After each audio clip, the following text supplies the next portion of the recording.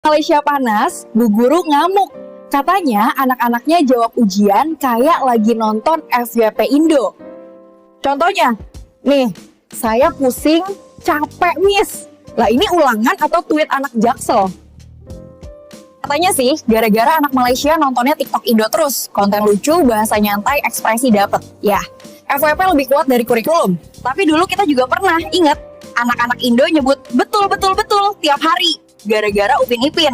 Jadi jangan baper ya, Miss. Netizen Malaysia panik. Netizen Indonesia bangga tapi ngakak. Karena sekarang kita yang nyelip ke FYP orang. Bahasa itu dinamis. Sekarang baper dipakai di 4 negara. Ini bukan sekadar bahasa, ini ekspor budaya lewat FYP. Minum teh tarik sambil scroll TikTok, lama-lama lidahnya jadi Indo juga. Itu bukan sabotase. Itu algoritma. Sayang sang murid Malaysia jawab ujian pakai kata capek, kesel banget, Miss. Tenang Bu, ini bukan penjajahan budaya kok, Beh. Cuma efek TikTok yang lebih konsisten dari guru les. Bahasa boleh ketularan lewat FYP, tapi logika juga harus ikut. Share video ini sebelum semua murid jawab ujian pakai kesel banget, Miss. Pelajar menggunakan bahasa Indonesia dalam peperiksaan bahasa Melayu mencetuskan kebimbangan dalam kalangan pendidik.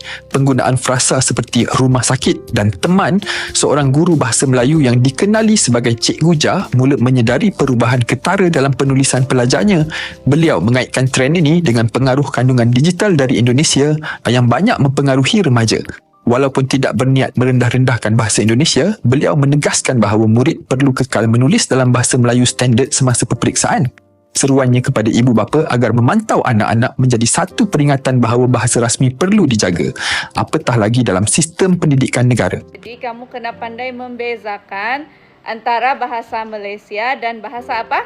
Indonesia yang selalu kamu nampak di mana? Di mana kamu selalu nampak tuh? Di TikTok. Jadi macam mana cara membezakan adalah yang pertama kalau kamu rasa kamu tidak pasti itu bahasa Melayu kah, bahasa Malaysia kah atau bahasa Indonesia, kamu tanya kepada siapa?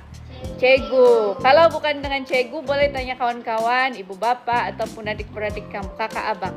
Kemudian yang kedua, kamu kena selalu membaca buku cerita dalam bahasa Malaysia supaya kamu dapat membezakan mana satu bahasa Malaysia dan mana satu bahasa apa? Indonesia.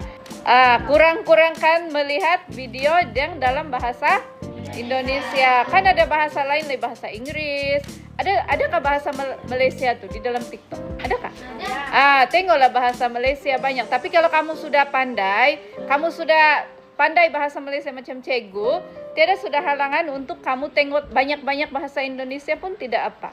Supaya kamu punya karangan itu tidak bercampur. Kemudian, kamu selalulah bercakap di dalam bahasa Malaysia. Kamu kena pandai membezakan mana bahasa Malaysia, mana bahasa Indonesia, mana bahasa ibunda kamu sendiri di sini. Faham? Faham. Bolehkah?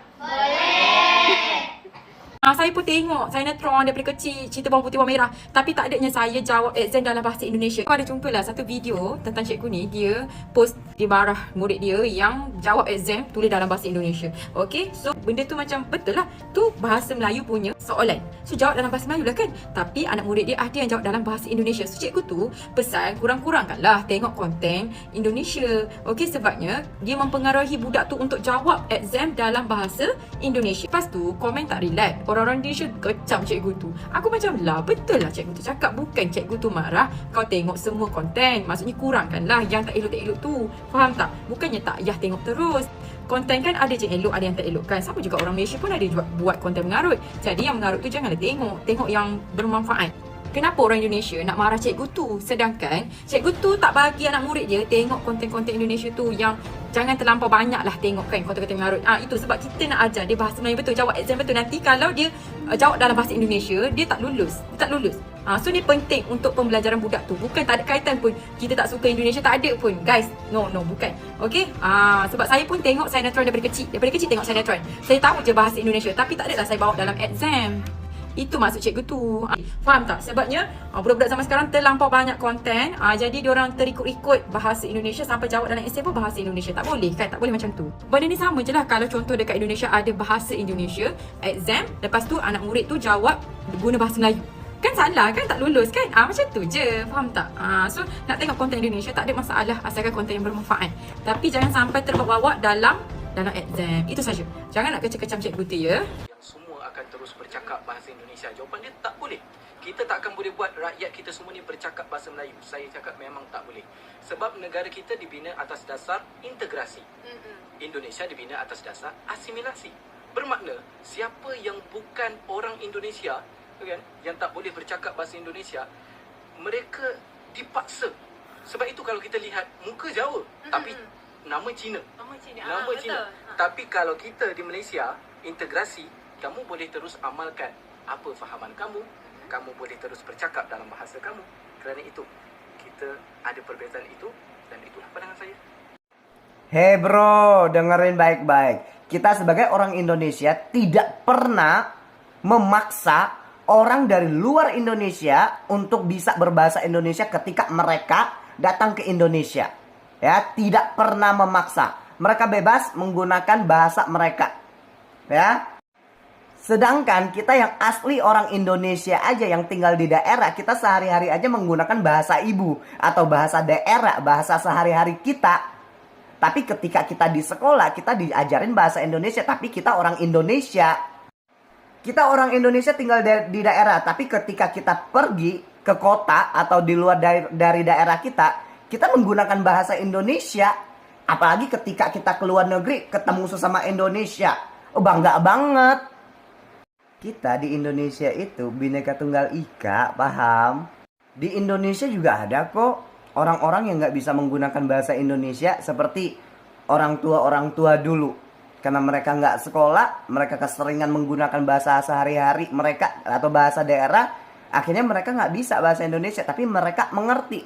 Ketika kita bicara bahasa Indonesia, mereka jawab dengan bahasa daerah mereka. Yang bikin Koko bingung tuh gini, kata abang ini, kalau di Malaysia itu kita nggak bisa membuat semua orang itu harus bisa berbahasa Malaysia. Tapi kenapa? Ribut gitu loh. Terus katanya mereka menerima perbedaan. Lah, di Indonesia kita juga berbeda-beda, namanya juga Bhinneka Tunggal Ika, tapi kita tetap satu gitu loh. Kita semua bisa bahasa Indonesia, kita bangga bisa bahasa Indonesia walaupun kita punya bahasa ibu atau bahasa sehari-hari, bahasa daerah. Kaila Alisha dah dapat dah? Kaila Alisha, main sini. Yang lain duduk dulu. Jangan makan dulu. Kaila Alisha punya apa? Seorang guru di Malaysia kesal. Bukan karena muridnya ribut loh, tapi karena mereka nulis jawabannya pakai bahasa Indonesia. Loh, emangnya salah ya? Tapi kenapa makin banyak anak muda Malaysia yang pakai bahasa Indonesia ya? Salah satunya karena dua bahasa ini serumpun. Bahasa Melayu dan bahasa Indonesia masih saudaraan. Mirip banget, jadi gampang dipahami. Plus, musik dan film Indonesia populer di sana. Upin Ipin. Akibatnya bahasa Indonesia kebawa ke dalam tongkrongan di Malaysia. Tidak, Upin Ipin. Tiga kilo opat. Jadi nggak heran kalau bahasa Indonesia kebawa ke lembar ujian mereka. Kira-kira hal ini baik nggak ya buat Indonesia?